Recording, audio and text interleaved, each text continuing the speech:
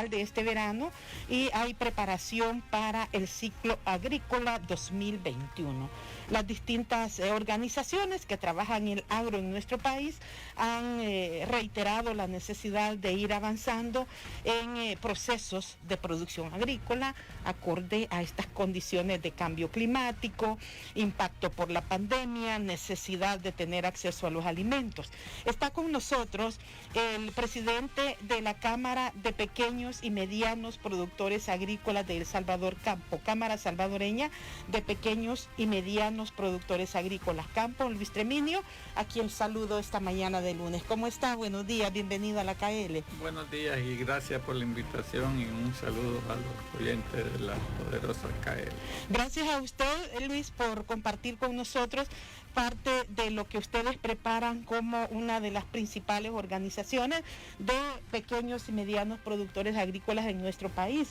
¿Cómo estamos con los preparativos para este ciclo o proyecciones para este ciclo agrícola que se avecina a 2021, Luis? Bueno, nosotros todavía estamos trabajando en las proyecciones, las damos a conocer finales de este mes o inicio de mayo a más tardar. La mayor parte de gente ya no siembra en mayo, ya la tradición de sembrar el 3 de mayo ya se perdió, ya todo el mundo siembra en el mes de junio y tiene justificación por el cambio climático que se ha ido alejando.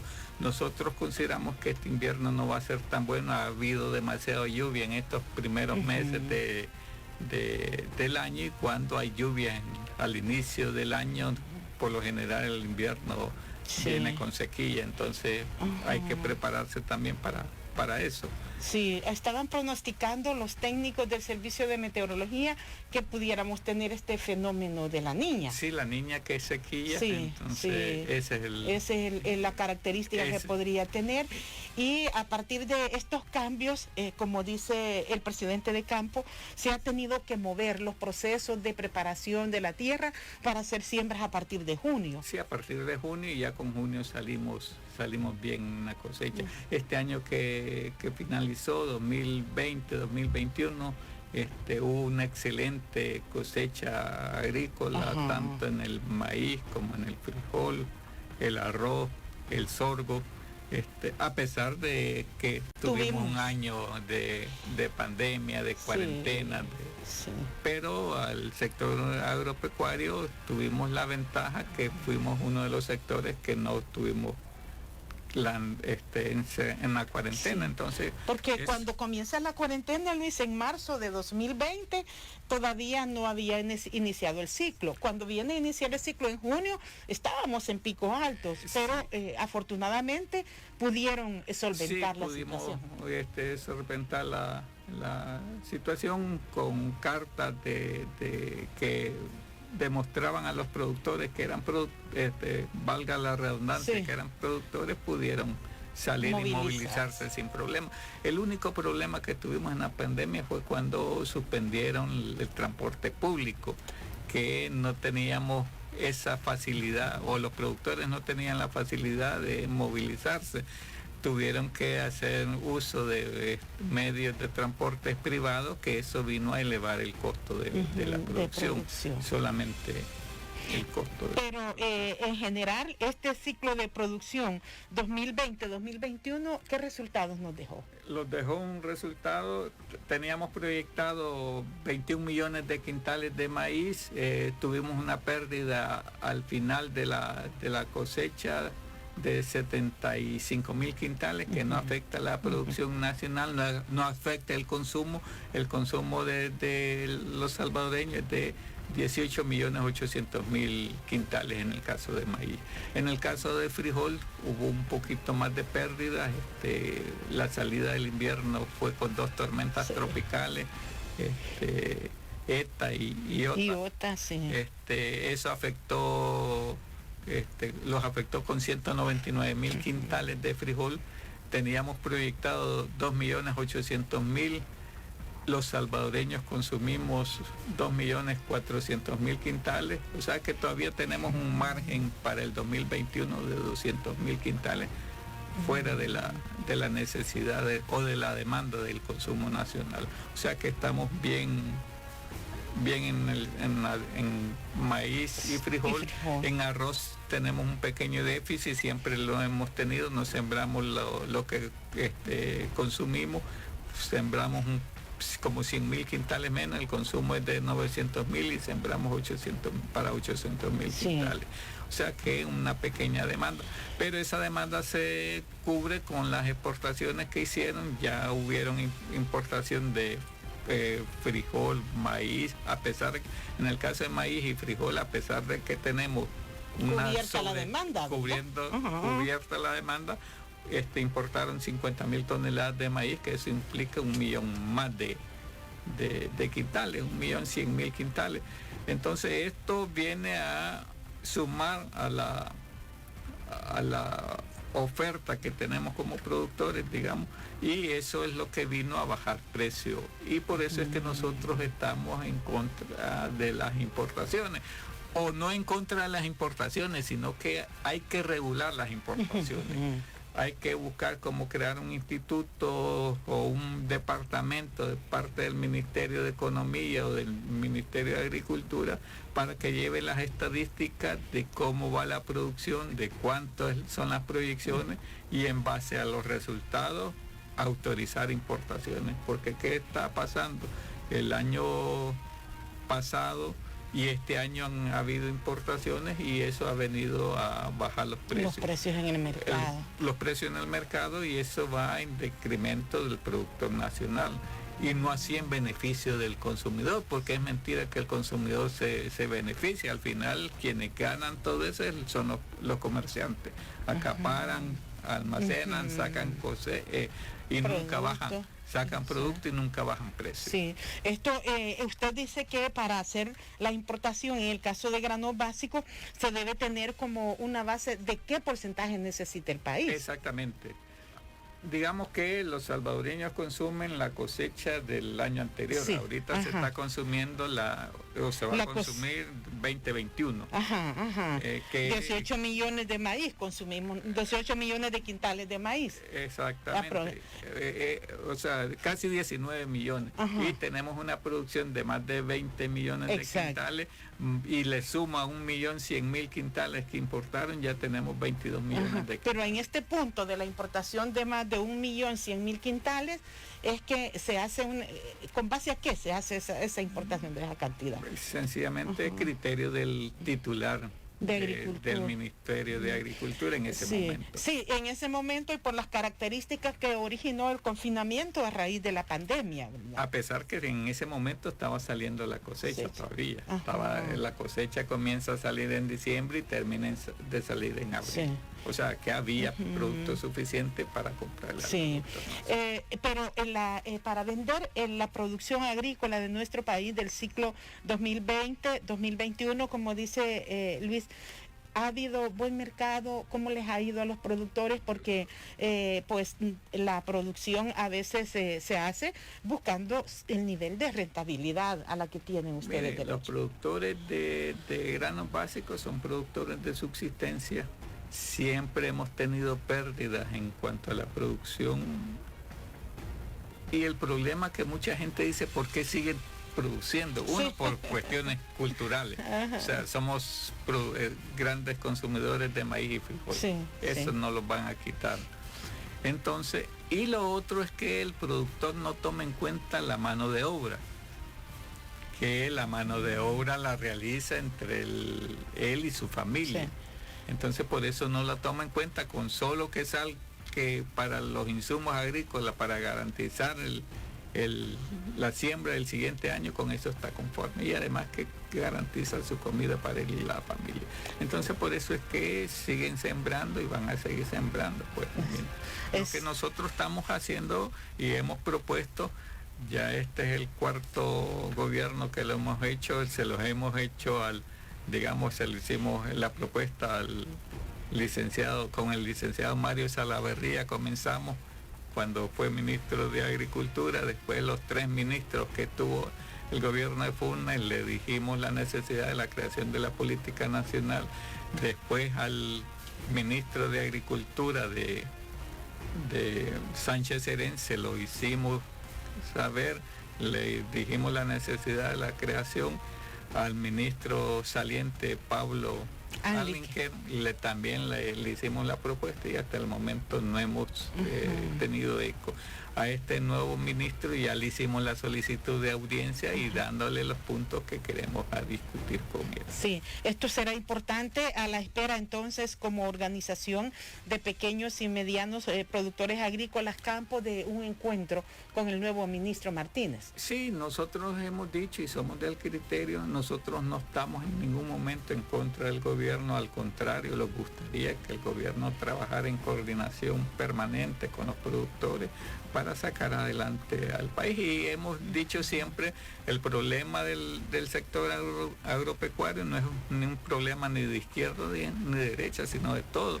Y por lo tanto todos lo tenemos que resolver. Entonces, en la medida en que podamos nosotros coordinar acciones con el ministro o con las autoridades del Ministerio de Agricultura, en esa misma medida vamos a poder garantizar la seguridad alimentaria. La seguridad, que es uno de los máximo ahorita que viene, es el inicio de un nuevo ciclo agrícola, es el inicio. Nosotros ya tenemos avanzado bastante las proyecciones para el siguiente año.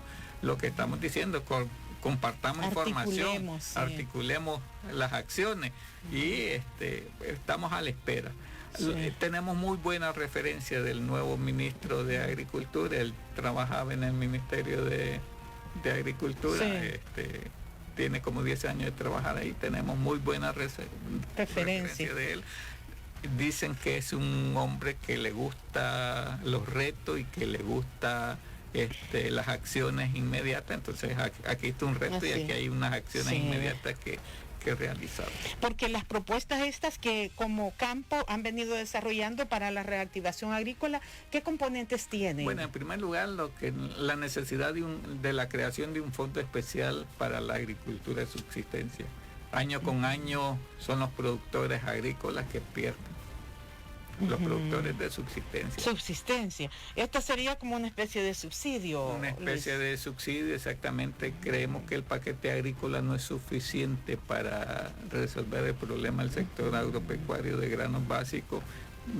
Creemos que hay que aumentar el paquete agrícola, que llegue por lo menos a un subsidio.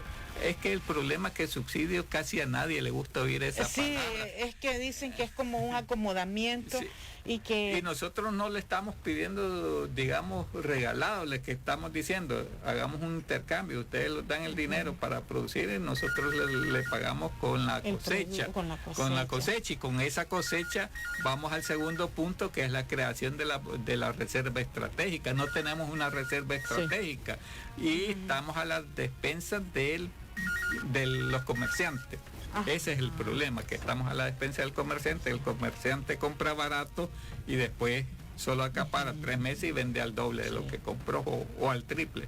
Este es el otro punto. Ustedes plantean la necesidad de una reserva estratégica. De una reserva estratégica. Muchos cuando oyen decir reserva estratégica se remontan al IRA. Sí, y el problema es que dicen, no, pero en el IRA hubo mucha corrupción, entonces hay que trabajar en una propuesta público-privado para que podamos, porque los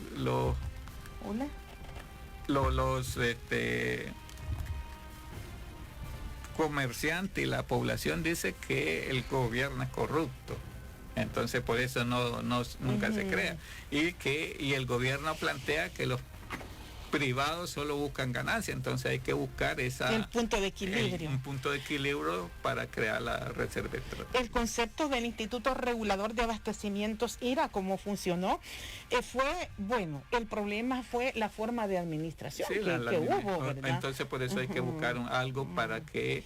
Y estarían ustedes como campo dispuestos también a que se establezcan algunos mecanismos de control y que funcionen. Claro que ¿verdad? sí, nosotros somos del criterio que sí hay que controlar el producto, los granos básicos, el problema que se manejan de una manera informal. Eso le evita al gobierno que el IVA le llegue a las arcas del gobierno, porque no se maneja con el comerciante, no le compra al productor con IVA, por lo tanto no reporta IVA y él vende con IVA. Entonces, ahí hay una distorsión. Hay una distorsión, exactamente. Entonces, para evitar esa distorsión hay que regularlo. Y nosotros somos del criterio que sí hay que regular el mercado de grano básico. En este plan de reactivación no solo se incluye la agricultura de subsistencia. Tienen ustedes otra, se abarca también, bueno, lo que puede significar aspirar a que el país tenga niveles de exportación de granos básicos. Sí, exactamente, o sea, estamos produciendo 2 millones de quintales arriba de lo que consumimos, entonces podemos, incluso se dan las importaciones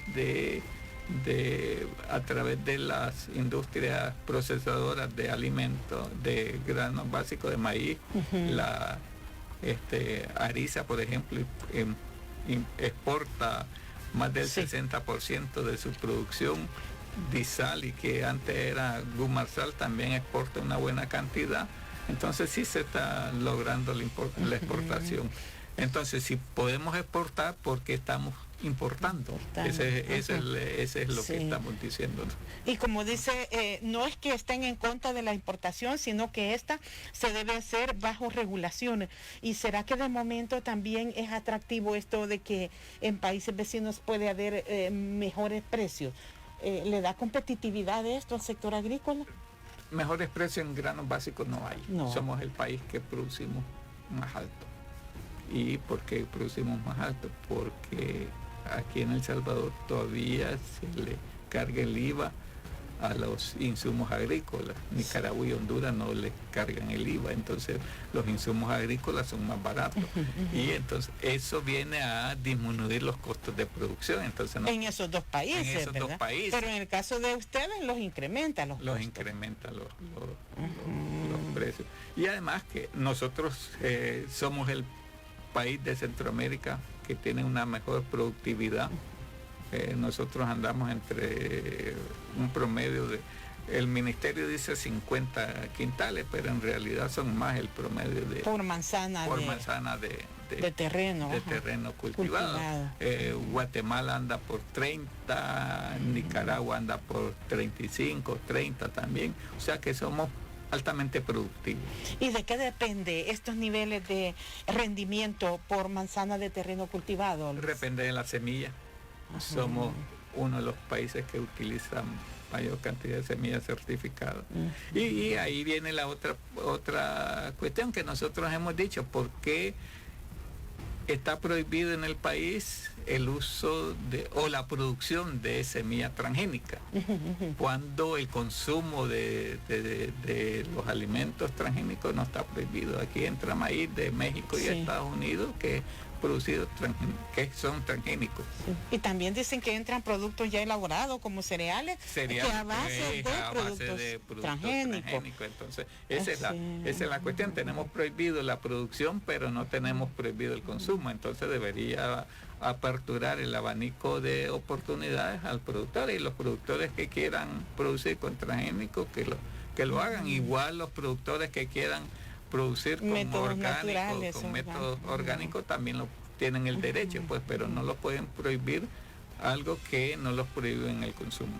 Son las 7:26 de la mañana. Hablamos hoy con el presidente de la Cámara Salvadoreña de Pequeños y Medianos Productores Agrícolas Campo, Luis Treminio. Están preparando el plan para el ciclo agrícola 2021-2022, y aquí los comandos de salvamento también nos están haciendo llegar información. Comandos de salvamento informa que atendió a 3 personas lesionadas en un accidente de tránsito que ocurrió hoy sobre el kilómetro 49.5 de la carretera que conduce hacia San Salvador, viniendo de Santa Ana a la altura de El Congo. Los lesionados, según el informe de la Asociación Comandos de Salvamento, son José Ricardo Vázquez, tiene 56 años, Marvin Naú Martínez, de 40 años, José Roberto Cepas, de 42 años. Ellos fueron trasladados en ambulancias de los comandos de salvamento al Hospital Nacional San Juan de Dios. Y como les informábamos hoy por la mañana con Franciscuenza, ayer murió una persona en otro accidente que ocurrió en la carretera de Metapán, William Martínez, de 19 años, y otra persona, Jonathan Santos, también resultó lesionado en este accidente en la carretera de Metapán. Jonathan Santos fue trasladado por Cruz Verde al Hospital Nacional de Santa Ana. 7:27. Son las 7:33 de la mañana en la poderosa radiocadena YSKL 7:33. En Punto de Vista hablamos hoy con el presidente de la Cámara Salvadoreña de Pequeños y Medianos Productores Agrícolas, Campo, Luis Treminio. Están preparando, como les decía, el ciclo agrícola 2021 y vamos a hablar también porque el gobierno ha anunciado un plan de rescate agropecuario. Lo estuvieron dando a conocer, han enfatizado mucho en un componente de financiamiento para el sector caficultor. Pero pues el plan agrícola de rescate deberá incluir a los distintos rubros. Y nos llamaban también, Luis, productores en pequeño del rubro agrícola y dice, mire, nosotros quisiéramos que Campo lograra sensibilizar a las autoridades para que se pueda establecer una línea que no garantice al menos los costos de producción, porque estamos vendiendo el quintal de maíz a $12, pero los niveles de producción es de $16 por quintal. ¿Cómo lograr? Porque es fácil, y yo le decía, usted lo mencionó también, la gente dice, bueno, pero si están perdiendo, que dejen de producir. Pero es que el rubro agrícola es dinámico y es base de nuestra alimentación. Sí, es el 21% del Producto Interno Bruto. Entonces, es complicado y nosotros hemos dicho, o sea, y por eso decimos dentro de la política nacional agropecuaria que nosotros estamos proponiendo, va como primer punto el establecimiento de un fondo especial para la agricultura de subsistencia. Aquí le han dado millones y millones a los cafetaleros, millones y millones a los azucareros, pero el sector de granos básicos nunca ha sido apoyado. El paquete agrícola implica solo el 5% del costo de producción, cuando en los Estados Unidos, por ejemplo, el subsidio que da el gobierno es el del 60% del costo general, en general, o sea, que también incluyen mano de obra y cuestiones así. Entonces esa es la cuestión. Y nosotros estamos claros, o sea, el costo de producción son de 16.29, o sea que todavía el señor se quedó con 29 centavos menos. Sí. Ya cada quintal de maíz que se produce tiene una inversión de $16.29. Así es. Para yo ganar, si soy cultivadora, tengo que venderlo al menos a 18. 18, 19. Por ejemplo, el convenio de siembra y comercialización de maíz blanco, que es un convenio que viene funcionando desde el 2004 con los industriales, los procesadores de harina. Ahí se paga, este año por ejemplo el precio fue de $19.